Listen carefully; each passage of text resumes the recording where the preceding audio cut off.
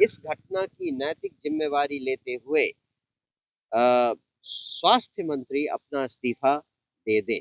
पीड़िता के परिवार को 1 करोड़ रुपए की आर्थिक सहायता और परिवार के एक सदस्य को सरकारी नौकरी प्रदान की जाए और दुष्कर्म एवं हत्या के दोषियों को त्वरित न्याय प्रणाली के अंतर्गत कड़ी से कड़ी सजा दिलाई जाए। स्वास्थ्य विभाग ने जो कार्रवाई की है उसे आई वॉश करना कहा जा सकता है।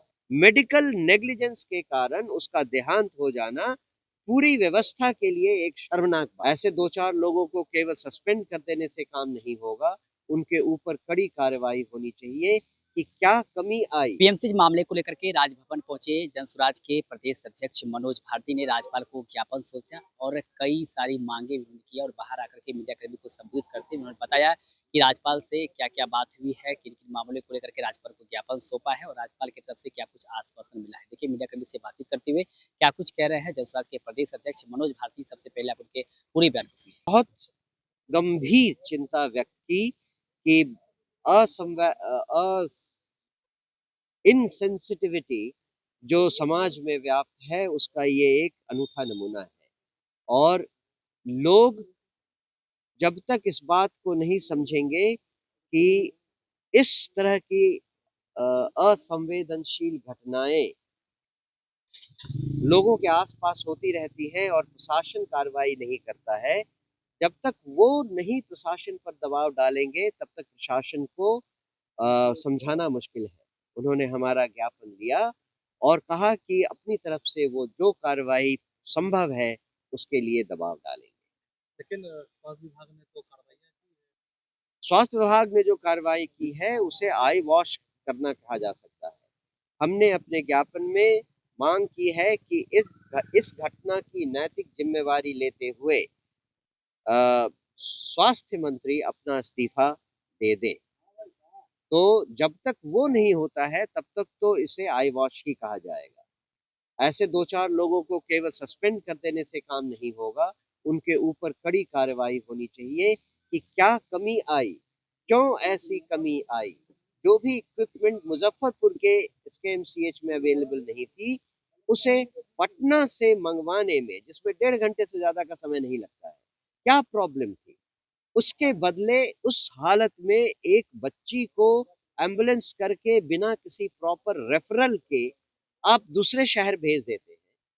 ऐसे केसेस में तो जो डॉक्टर उस बच्ची का ट्रीटमेंट कर रहा था, उसे किसी स्पेसिफिक डॉक्टर से बातचीत करने के बाद उसको फिजिकली हैंड ओवर करना चाहिए था आगे की कार्रवाई के लिए, क्योंकि वो बच्ची एसकेएमसीएच में 4-5 दिनों तक थी, जहां उसकी हालत में काफी सुधार हो रहा था। तो ऐसे हालत में नेग्लिजेंस के कारण, मेडिकल नेग्लिजेंस के कारण उसका देहांत हो जाना पूरी व्यवस्था के लिए एक शर्मनाक बात है। तेजस्वी यादव कह रहे हैं कि आईईआईएमएस में बेड बेची जाती है मंत्रियों के द्वारा, मंत्री को उसका कमीशन आता है। आप उनसे ही पूछ लें कि वो क्या देखते हैं, पर हम तो केवल इतना जानते हैं कि बिहार में स्वास्थ्य विभाग बिल्कुल बेनकाब हो गया है और उसकी सारी कमियां एक साथ जनता के सामने सामने आ गई। जनसुराज क्या चाहती है कि सिर्फ ये जो पीड़िता है सिर्फ इसके न्याय को लेकर के आवाज बुलंद करे या सिस्टम को सुधारने के लिए? हमने जो 4 मांगे की हैं वो मैं आपको पढ़कर सुना देता हूँ। सबसे पहली है, स्वास्थ्य मंत्री नैतिक जिम्मेदारी लेते हुए तत्काल इस्तीफा दें। दूसरा है, विभिन्न मेडिकल कॉलेजों विशेषकर एसकेएमसीएच मुजफ्फरपुर में दोषी कर्मियों और उपयुक्त उपकरणों की अनुपलब्धता के मुद्दे का पता लगाने के लिए न्यायिक जांच का गठन किया जाए।